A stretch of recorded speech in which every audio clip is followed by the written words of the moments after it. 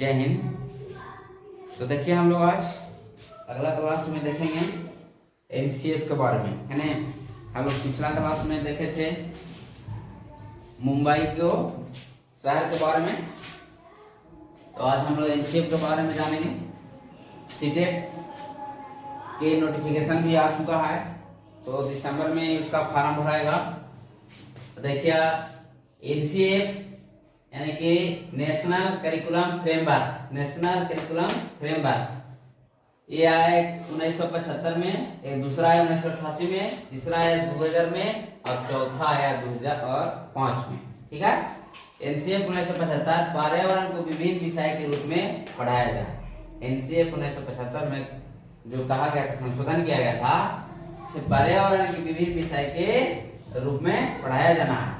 Class पहला से लेकर दूसरा के बच्चों को प्राकृतिक एवं सामाजिक पर्यावरण को सम्मिलित रूप से पढ़ाया जाए, यानी कि उसमें बच्चों को प्राकृतिक और सामाजिक के सब संस्थाओं को जोड़ करके अब क्या किया जाए, पढ़ाया जाए, बताया जाए, ताकि बच्चे अच्छे से समझ सके और जानकारी हासिल कर सके, जान सके, है ना। आगे वर्ग तीसरा से पांचवा के दो विषय को पढ़ाया जाए, यानी कि तीसरा क्लास के और तीसरा से पांचवा क्लास के बच्चे को दो ही विषय पढ़ाना है, प्राकृतिक विज्ञान और सामाजिक विज्ञान, प्राकृतिक विज्ञान और सामाजिक विज्ञान।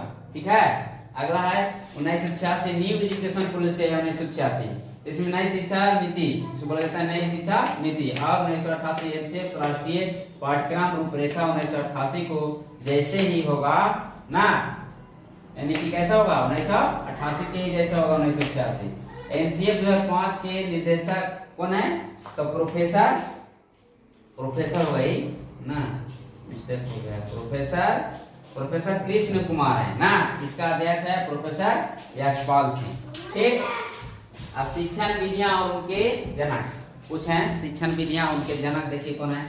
जैसे आगमन विधि के जनक किसको कहा जाता है, तो अरस्तु को। आगमन विधि का जनक अरस्तु को। निगमन विधि का जनक इनको भी अरस्तु हैं। प्रश्नोत्तर विधि का जनक सुकरात को कहा जाता है। खेल विधि का जनक कार्ल वैन कुक को बोला जाता है। और डाल्टन विधि कुक हेलेन पार्क हस्टन को बोला जाता है। ठीक है। इस वीडियो में इतना ही तक। थैंक यू, धन्यवाद। अगला हम लोग वीडियो देखेंगे एनसीएफ 2005 फ्रेमवर्क, है ना, उसको में हम लोग बढ़िया से क्वेश्चन पूछता है, तो कल हम लोग एनसीएफ 2005 को पढ़ेंगे, ढंग से अध्ययन करेंगे।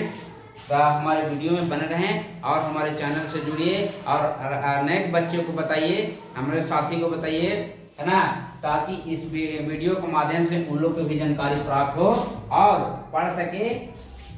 और जो भी क्वेश्चन आए, हम लोग अभी इसको थ्योरी देख रहे हैं, इसको बाद हम लोग क्या करेंगे, इसको बाद हम लोग प्रश्न को भी देखेंगे। जैसे इसी में देखिए प्रश्न क्या मिल जाएगा, जैसे यहाँ आगमन विधि, निगमन विधि, प्रश्नोत्तर विधि, खेल विधि, डाल्टन विधि, है ना, इसका ऑब्जेक्टिव क्वेश्चन पूछता है, ऐसा क्वेश्चन पूछा हुआ है। आप लोग प्रीवियस ईयर क्वेश्चन को उठाइए और देखिए, उसमें आपको मिलेगा।